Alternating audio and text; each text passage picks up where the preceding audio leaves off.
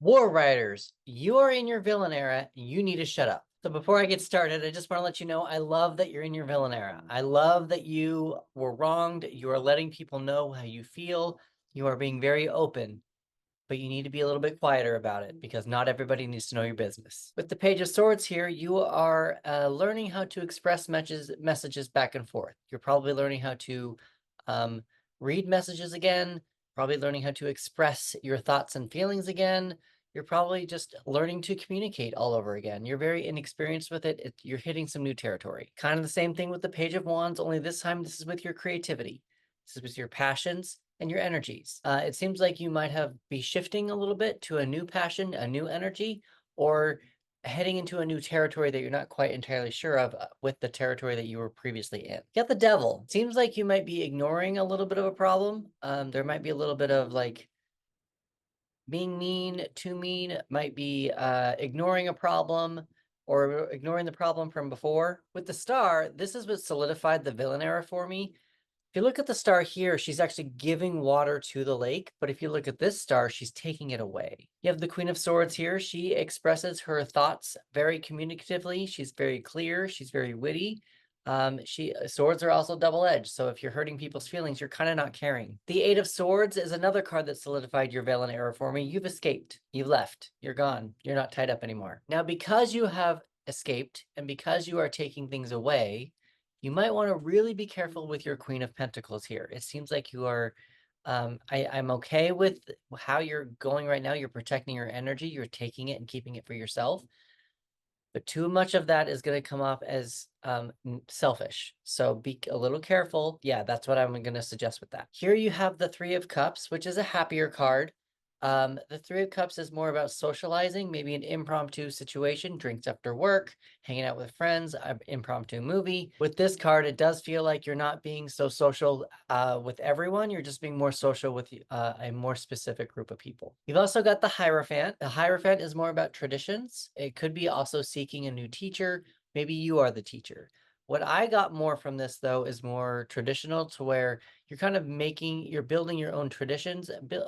I know it's not quite Emperor energy, but for some reason I got you're building your own boundaries is what I got mostly with this one. With the Nine of Swords in reverse, it feels like to me you're channeling your anger into something productive. So again, you're in your villain era. I'm all for it. You're protecting your energy and you are kind of doing a little bit of a fresh start, which is fine.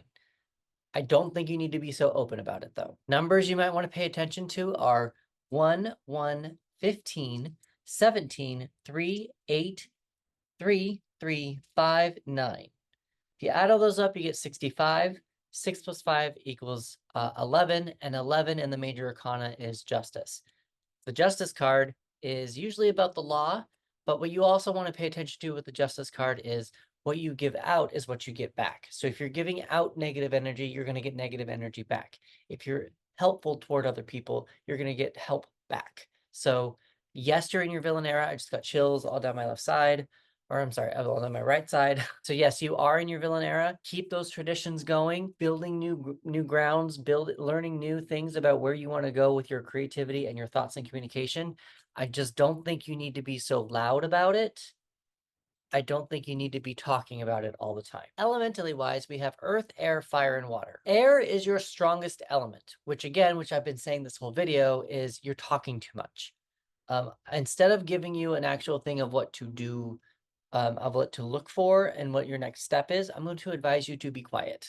I know it sounds like really mean of me to say it that way, but I think you're talking too much. Yes, you're in your villain era, but not everybody needs to know about it. I know I've said that multiple times in this video, but it's really screaming at me right now. And I really think that that's probably would be best for you, for your career, and for this project. Colors you probably want to pay attention to are light purple and light blue. I got the light purple from this. It might look kind of pink on the video, but it's more of a purplish. And the light blue came more from the hilt here. But she's also wearing light blue. There's also a little bit of light blue in this card. What I got more from the softer colors is just soften up. Don't be so loud. Just be a little bit quieter. I do pull 3 extra cards. You do have wolf or wolves. I'm not sure exactly where that would go with you. but if you want to take a look at some wolves, maybe research what they mean, what they do, they are silent hunters. So that might be something you might want to pay attention to, especially since I've been saying to be a little bit more quieter going forward. All according to plan. Whatever might have happened in order to get you to your villain era was probably meant to happen. Um, what I would do with this card is make sure that going forward, things go according to plan and not let things go awry or lose control over what's ever happening. What is your protagonist's motto?